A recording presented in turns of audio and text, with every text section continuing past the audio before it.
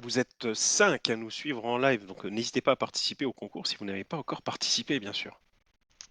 Donc, nouvelle série du MCU, lâchée comme une malpropre, encore pire qu'Ironheart, c'est chose que ne pensais pas être possible. Nouvelle série d'animation, cette fois-ci, ça explique peut-être pourquoi elle est aussi maltraitée. Avec Eyes of Wakanda, ça fait un moment qu'on avait annoncé qu'elle était en production, en tout cas dans les plans. Ça fait plusieurs, je dirais au moins 2-3 ans, hein, facile, qui je veux pas être un rageux, n'existe que parce que les films Black Panther ont eu du succès, parce que sinon jamais on aurait eu une série comme ça. Mais bon, au-delà de Ah pourquoi bah, elle c'est existe, évident, oui. oui, non mais oui, voilà. Mais C'est au-delà, le principe du capitalisme, cher Martin. Tout ce que tu aimes sur la Terre. oui, non, oui, oui, mais bon, c'est un peu pour dire qu'il y a tellement de choses à. Bon, bref. Est-ce que cette série en vaut la peine? Est-ce que c'est bien? Est-ce que, à tort ou à raison, est-ce qu'elle a été lâchée comme une malpropre?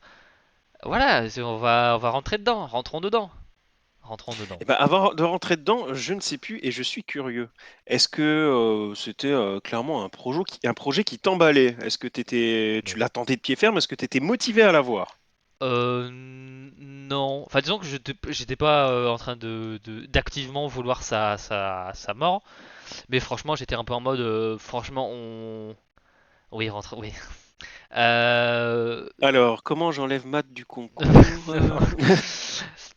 non, mais dans le sens où, ouais, ça fait un peu écho. Je me dis, genre, si elle n'existe que parce que Ah non, ça fait pas écho, ça fait Eyes of Wakanda. ça, ça, ça, ça suffit. Non, mais comme je disais, si cette série existe uniquement parce que les films Black Panther ont bien marché.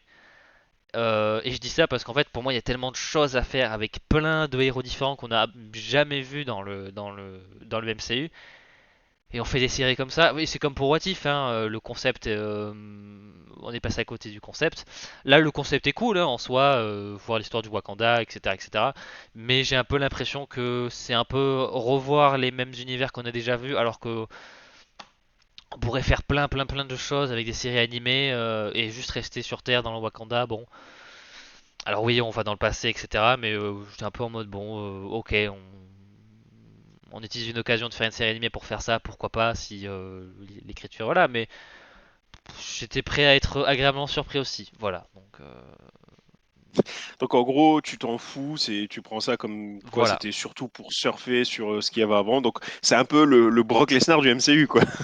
Non, parce que Brock Lesnar, ça me dégoûte. Là, Eyes of Wakanda, j'ai rien contre Ok, elle, la donc série. le dégoût en moins par rapport à Brock Voilà, Lesnar. c'est Bon, juste sachant méga que neutre. moi, je partage quand même ton point de vue, hein. Personnellement, sur le papier, je m'en foutais pas mal. Même si, ben, avec tout ce qu'il a proposé, j'aurais tendance à suivre Ryan Coogler d'un peu plus près quand même, hein. Tout à fait. Entre son Wakanda, Sinners Et et ce qui Creed. peut arriver encore derrière, franchement, il y a moyen.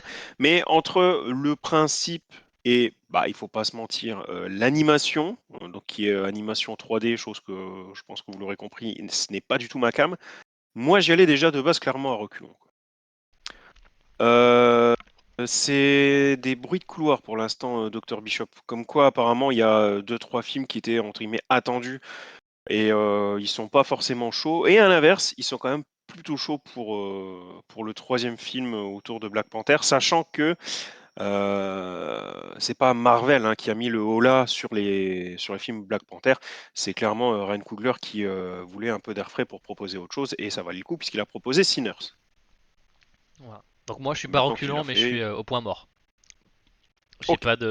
pas d'a priori positif ni négatif, j'étais vraiment en mode voyons ce que ça donne. Et puis voilà. Avant de rentrer dans les épisodes, je rentre dans beaucoup de choses ce soir. Avant d'analyser les épisodes les uns après les autres, D'où le fait de euh, s'hydrater. tout à fait. Alors, voilà, parlons un petit peu de ce qui m'a marqué. Alors, on n'est pas très, enfin, ça ressemble pas vraiment à What If en termes de style graphique. On est sur un côté un petit peu plus, un peu moins artificiel. Où voilà, on a, alors les personnages sont clairement en 3D, avec un style un peu plus je dirais animé, enfin quand je dis animé, pas dans le sens animation, mais vraiment dans le sens animé, Remac, n'hésitez pas à participer au concours. Oui, Mac, tout à fait, point d'exclamation concours. Voilà, les personnages sont un petit peu plus stylisés, on va dire, ils sont un petit peu moins censés être avoir des proportions normales. Là, par exemple, sur l'image de droite, on voit, bah, c'est Ulysse, non, c'est pas Ulysse. Si, c'est non Achille, pardon, qui a un côté un petit peu Une Hercule, chance sur deux. qui a un côté un petit peu Hercule dans le film Disney, où voilà, c'est vraiment le gars, c'est un triangle quoi, un triangle inversé. Donc voilà, on a un côté un petit peu plus moins réaliste de ce côté-là, mais je trouve que le style me plaît plus que par rapport à What If. What If, je trouve vraiment le côté, enfin, un style graphique assez insipide, qui peut être beau de temps en temps au niveau des décors parce que c'est des trucs assez grandioses, mais en termes d'animation de personnages, je trouvais assez ouais, sans âme, sans aspérité ni rien. Là, il y a un côté un petit peu plus artistique que je trouve cool et ce que j'ai trouvé très très beau, surtout dans la série, d'où le tampon, bah, c'est beau bien sûr, c'est les décors. Voilà, alors là j'ai mis les deux épisodes du même, deux images du même épisode, pardon. Mais les quatre épisodes sont globalement assez beaux. Certains plus que d'autres parce que je trouve que ce qui marche beaucoup dans cette série là, c'est surtout les paysages, les trucs un peu plus naturels. Là où dès qu'on est à l'intérieur, ça perd un petit peu plus de son charme. Mais là, par exemple, ouais, les deux plans de nuit et devant Oui, la je sais, muraille. Matt. Titre, c'est ça? Non, même pas. Attends. Oui, t'as dit dès que je suis à l'intérieur, ça perd un peu de son charme. Ah oui, oui. Star Wars Visions. Matt, l'espèce de what if version. C'est pas tout à fait un what if, mais c'est dans le même esprit. Non, voilà, je trouve que en termes de décor, la série a de très très beaux. Très très beau plan. Voilà, voilà le bleu et l'orange dans l'image du bas, avec Achille devant les remparts.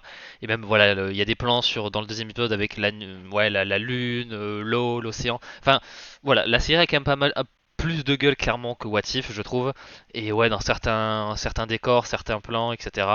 euh, c'est beau, de manière sans forcément comparer à What If, je trouve que ça passe mieux voilà, c'est beau, c'est tout simplement. Voilà, c'est beau. Voilà, je m'attendais pas à être agréablement surpris, mais je l'ai été, donc c'est Alors, beau. moi, j'ai pas de point de comparaison avec What If parce que je l'ai pas vu. Et bah, comme je t'ai dit, à la base, de ce que j'avais vu en termes d'image, ça m'emballait pas du tout. Franchement, je trouvais les images pas belles et le design des personnages un peu trop difforme en fait. Ouais, Donc c'est vrai que là-dessus, j'ai eu du mal. Par contre, une fois que tu vois vraiment les images en mouvement, quand tu vois donc du coup l'animation, donc non plus vraiment les dessins, mais l'animation, les décors aussi en mouvement, la mise en scène et la chorégraphie des combats, ah ouais, franchement là, c'était vraiment pas gagné et pourtant, au bout, je pense de 15 minutes du premier épisode, ils ont réussi à me récupérer. Donc franchement, oui, je suis passé du putain, c'est de la 3D, je vais pas du tout aimer à ah, sont quand même un peu fait chier. Non, c'est bien. Ok, non, non, c'est bien. Donc ouais, je suis d'accord. Je pensais pas être d'accord, mais je le suis. C'est beau. c'est beau, c'est joli. Alors, maintenant, passons, sans rentrer dedans, bien sûr, passons aux épisodes de manière individuelle. Bien sûr. Premier épisode, nous sommes, alors je crois que c'est en 1200 Enfin, avant attends, JC. attends, deux secondes, écoute, là, encore une fois, enfin, là, tu vois pas les personnages en mouvement, tu vois pas le tout. Là, c'est pas dingue, quoi. Là, ça fait pas rêver. C'est vrai que Encore à c'est droite avec les couleurs, ça passe un peu, mais à gauche, c'est pas foufou, quoi. C'est vraiment quand tu vois les personnages en mouvement et les vivre dans les décors que là, ouais, mais quand je prends les images comme ça, figées, je trouve pas ça fou. moi, je trouve ça pas déconnant, même figé, mais c'est vrai que oui, Ouais, ouais, disons que moi ça me déplaît pas trop parce qu'il y a un côté un petit peu, ça me rappelle certaines DA de jeux vidéo, de trucs comme ça, et c'est des choses que j'ai déjà vues, enfin pas tout à fait exactement pareil, mais ça me rappelle pas mal de choses. Et en fait, je trouve, je préfère qu'ils voilà, qu'ils tentent un peu un style, comme tu as dit, un peu plus difforme, dans le sens où les humains ont des proportions pas tout à fait normales, plutôt qu'avoir un what if que je trouvais vraiment vraiment d'une platitude. Voilà, donc je préfère qu'ils tentent quelque chose, même si je trouve parfois que c'est ouais un peu étrange, mais j'apprécie la prise de ouais juste une prise de position artistique que j'apprécie donc voilà ça me Ça me va. Ok. Mais c'est vrai que c'est en mouvement, oui, qu'il y a des effets de particules aussi qui sont plutôt bien faits et tout, donc voilà. Premier épisode qui est vraiment là pour introduire les choses. Alors je sais plus si on est 1200 ans. Oui, je crois qu'on est à peu près 1200 ans avant JC, quelque chose comme ça. Donc vraiment très très loin en arrière. Et on vraiment nous introduit un petit peu le but de la série, hein, qui nous raconte un petit peu des péripéties des War Dogs, qui sont un petit peu les agents wakandais qui sont envoyés sur la planète pour faire en sorte que le Wakanda reste un secret. Enfin, le Wakanda en tant que suprématie technologique, etc., reste un secret, et de faire en sorte que tout ce qui artefact en vibranium, etc., la technologie de manière globale, reste caché aux yeux du monde.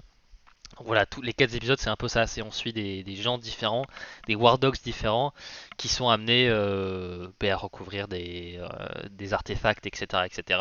Et là, vraiment, le premier épisode, c'est vraiment là pour. Non, Mac, rien à voir. Indépendant.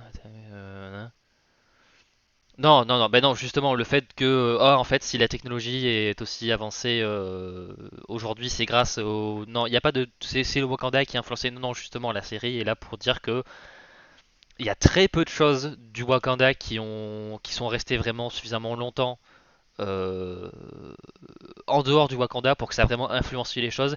Et les seules fois où ça influence les choses, c'est des choses qu'on connaît déjà, j'en dis pas plus.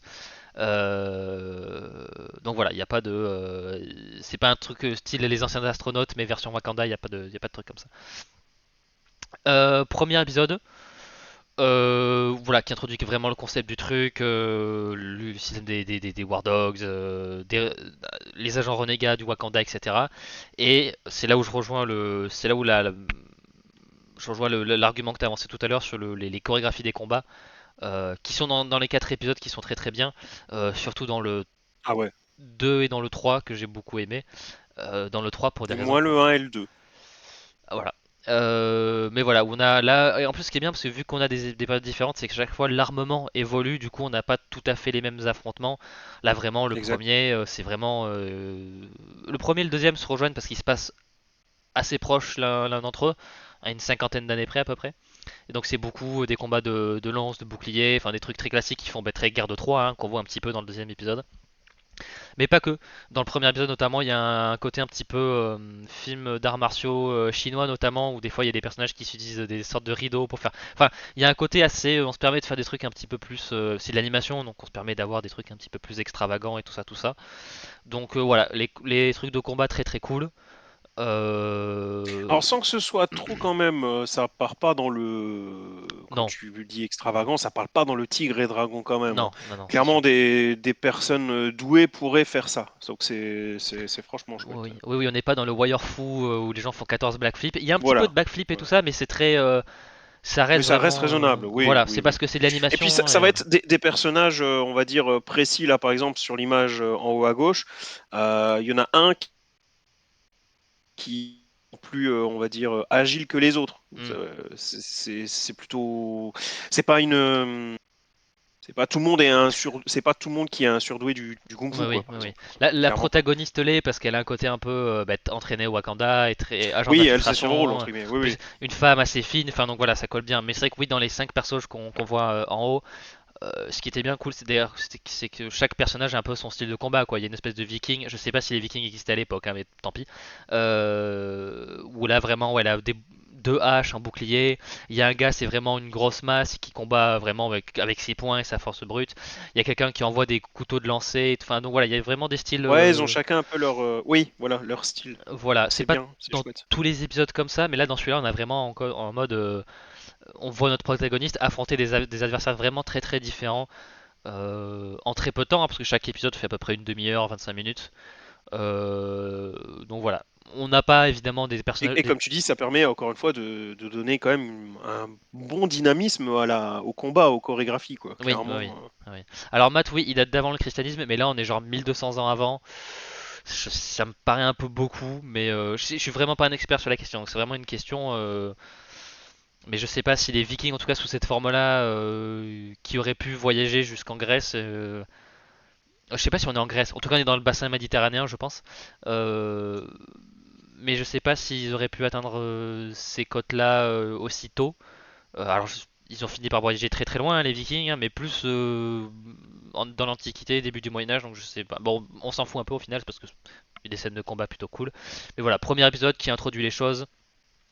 On a, c'est un peu récurrent parce que vu que c'est 4 épisodes anthologiques, on n'a pas vraiment de continuité en termes de personnages et tout ça. On n'a pas Ah de oui, clairement, tu peux développement. voir un épisode Oui. aujourd'hui, le suivant 6 mois après, hein. Voilà, mais il n'y a pas de continuité, il n'y a pas de développement de personnages qui dure sur plusieurs épisodes. Là, on est vraiment sur des unités de temps. Voilà, en 25 minutes, on te raconte tout. Ce qui fait que les personnages sont pas forcément toujours traités de la même manière et ont un développement forcément trop développé. Là, par exemple, dans le premier, c'est pas. Ouais, le but c'est plus introduire le monde, les enjeux, le but de la série, etc. Voilà, moi pour vraiment le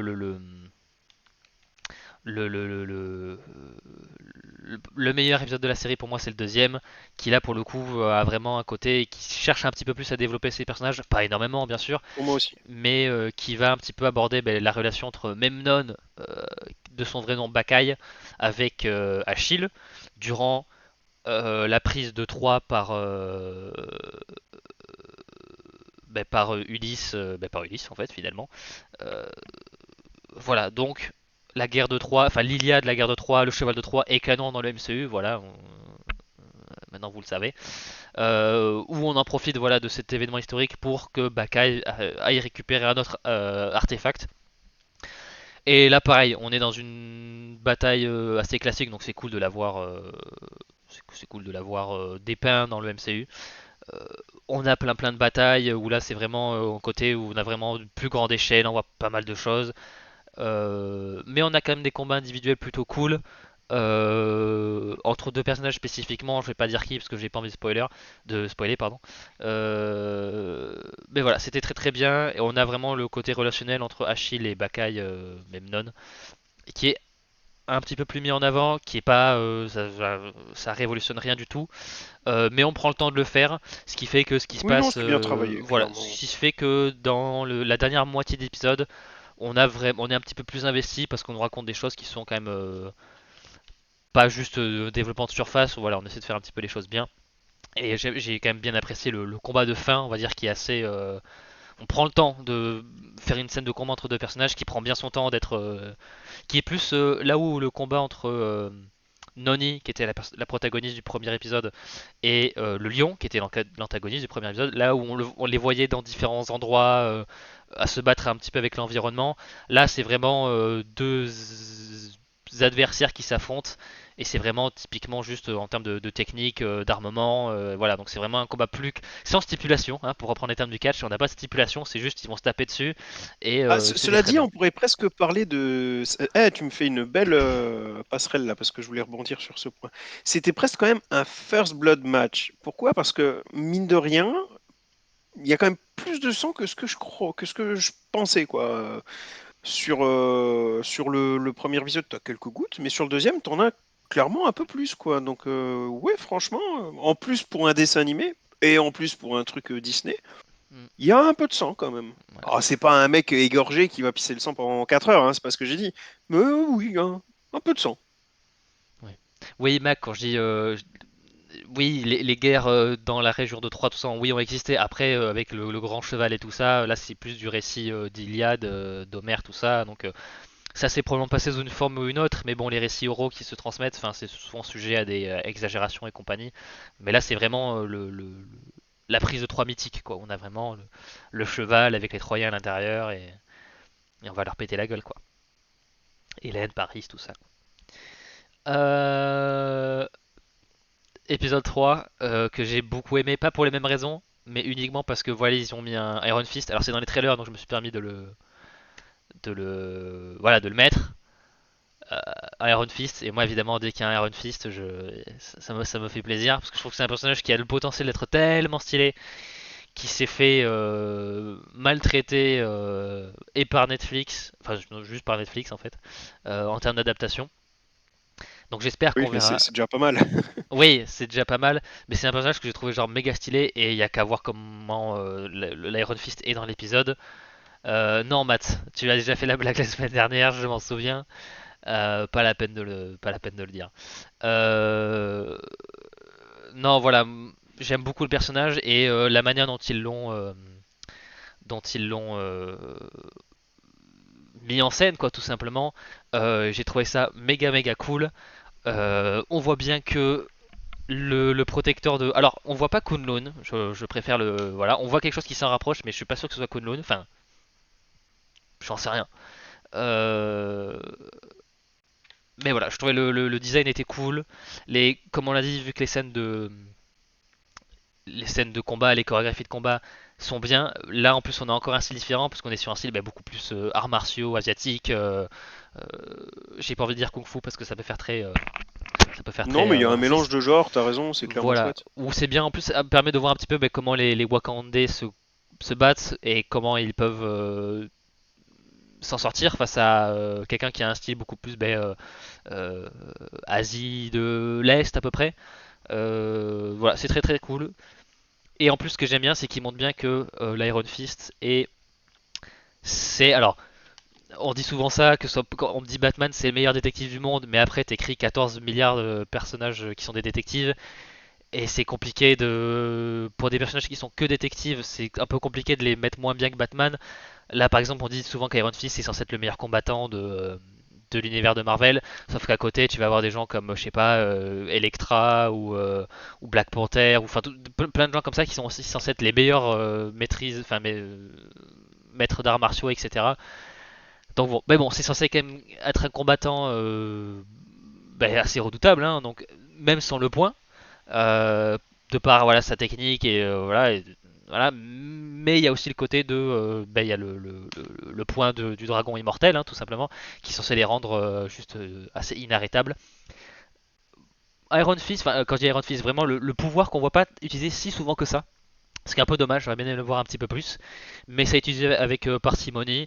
Et voilà, ça fait bien l'affaire. En plus, ça justifie parce que l'Iron Fist arrive à être suffisamment efficace sans le point pour que sans avoir à l'utiliser à tout bout de champ. Donc voilà. Et puis on fait mention évidemment que ça a été obtenu grâce, en plongeant son point dans le cœur en fusion du dragon Shao Lao, qui s'appelle je crois l'immortel, hein, je crois d'ailleurs. Donc voilà, on établit un petit peu de l'or. Je touche du bois, je croise les doigts pour que qu'on nous introduise un Iron Fist dans les temps modernes. S'il vous plaît, je sniffe mon copium un petit peu, mais ce serait vraiment cool. Voilà. Sinon, l'épisode, à part ça, il était bien, mais c'est pas mon préféré, mais je l'aime beaucoup parce que voilà, il y a les Iron Fist dedans et Oui, il était différent, il était sympa. voilà. Mais voilà. Donc j'espère revoir le personnage. Alors Donnie Round ou Warson Randall, genre, je m'en fous un peu, mais je veux en revoir un et je veux que ce soit des combats du même calibre qu'il y avait dans Shang-Chi, parce que tu me mets les combats qu'il y a dans Shang-Chi avec Iron Fist, prenez mon argent. Voilà, tout simplement. Ce serait très bien. Et en dernier, euh, avec le personnage qui s'appelle un peu The Last Panther, hein, justement, j'en dis pas plus. Où là vraiment on raccroche un tout petit. Oui, on raccroche pas mal de wagons avec le MCU. C'est notamment un artefact que moi j'avais complètement oublié. Peut-être parce que je sais pas, j'y ai pas fait attention, j'ai pas retenu ça. Enfin, c'est un lien, un artefact qu'il y a dans le film Black Panther. J'ai pas l'impression que le film Black Panther nous montrait, enfin, ouais, nous montrait que c'était vraiment un artefact hyper important quoi que ce soit. Du coup, j'avais complètement zappé toute cette histoire. Mais voilà, le quatrième épisode et dernier épisode vient un petit peu expliquer un petit peu l'histoire de cet artefact-là et pourquoi il est important. Et on profite évidemment de l'avancée technologique du Wakanda pour nous faire explorer des choses assez peut-être pas ambitieuses, parce que c'est pas le bon mot, mais des choses assez farfelues. Je m'attendais pas à voir ça dans la série Eyes of Wakanda, mais voilà, on essaie de nous faire partir assez loin. J'en dirai pas plus. Euh, mais c'était plutôt cool. On a des sortes de flash forward qui nous amènent un peu ce qui va se passer après, etc. C'était plutôt sympa, mais là c'est vraiment typiquement l'épisode qui était un peu là pour un peu raccrocher les wagons, pour être là offrir un petit peu de spectacle, un petit peu plus high-tech que d'habitude. Parce que là où les deux premiers épisodes, on est vraiment à 1200 ans avant Jésus-Christ. Le troisième, on est, je crois, en 1400 ou non, 13e siècle, quelque chose comme ça. Donc 1200, 1300. Et là, le dernier épisode, on est quasiment au XXe siècle, on est en 1896, alors que l'Italie est en train de conquérir l'Éthiopie. Alors après, t'as toujours une cassure quand même, c'est assez drôle dans un sens où je me comprends. C'est décalé, du coup, ça fait forcément quelque chose quand tu vois, quand tu passes, tu sais, tout l'épisode dans le passé, que ce soit à l'époque de Troie ou enfin dans les temps mythologiques du coup, ou on va dire quoi, la Chine médiévale, Oui, on est au c'est Moyen pas, Âge, c'est pas hein, oui, mal. oui, à peu près. Ouais. Ouais, Chine médiévale, et que tu vois quand même après le mec aller Dans son avion, quoi. dans son avion méga high-tech, quoi, Oui, dans un oui, oui. avion encore plus technologique que maintenant, plus avancé technologiquement que maintenant. Donc ce décalage est assez fréquent, Hmm. et oui, voilà, C'est sympa, c'est oui. Marvel, c'est Oui. chouette, oui. Bah, de voir que Ouais, oui, ouais. autant de l'Iliade, le personnage Wakandais a une sorte de, je sais pas, d'appareil amorce un peu futuriste qui a pas besoin de Oui, fonctionner avec des fils. exactement. Donc, il montre bien que même si ils ont une avance assez considérable, ils ont quand même eux aussi évolué tout en ayant vraiment un bond avec le reste du monde. Mais on voit aussi la technologie évoluer au fur et à mesure et c'est quand même plutôt cool. Voilà. Par exemple, pendant ouais, au 13e, 14e siècle, l'avion du personnage principal propulsé par je sais pas du vibranium ou je sais pas quoi et il Oui, arrive Matt, il me semble, t'as raison. et il se et il se pose un peu comme si c'était dans un dans un porte-avions où genre il est retenu par une sorte de corde. Donc on voit bien que ouais, ils ont bien 700 ans d'avance sur nous, voire même un peu plus sur certains aspects. Donc voilà, c'était plutôt cool. Et donc voilà, le dernier épisode, on est vraiment C'est très cool, proche ouais. des temps modernes et du coup, on voit encore des choses un petit peu plus avancées là-dessus. Donc voilà, c'était pas trop on va dire qu'il y a un gros bond technologique dans le dernier épisode avec le personnage de voilà de la dernière panthère, mais qui voit assez bien amené parce qu'on voit vraiment ce choc technologique à travers les 4 épisodes. Donc voilà, c'est rien de hyper choquant quoi, en gros, loin de là. Verdict, c'était plutôt sympa, ça n'a pas duré très très longtemps, c'est plutôt bien rythmé. Pas sûr que c'était nécessaire pour autant de faire ça. J'ai un peu l'impression qu'on nous balance une série pour juste occuper notre abonnement Disney+. Pourquoi ne l'avoir absolument pas marketé ou je ne sais pas quoi. Aucune idée.